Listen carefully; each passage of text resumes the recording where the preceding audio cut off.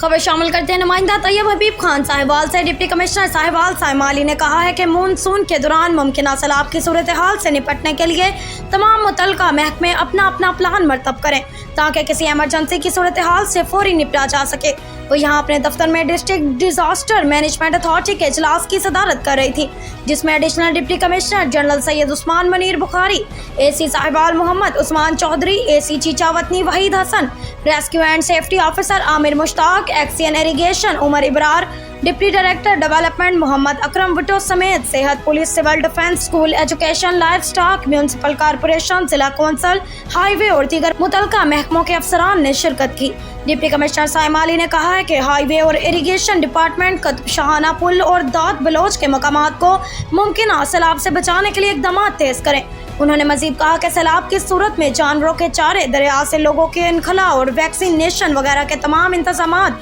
बर वक्त मुकम्मल किए जाएं और इस सिलसिला में तमाम महकमे बाहमी राब्ते को मजबूत करें। उन्होंने अर्बन फ्लडिंग की सूरत में चीफ ऑफिसर म्यूनसिपल कॉरपोरेशन को फौरी निकासी आप के लिए तैयारियां मुकम्मल रखने की हदायत की।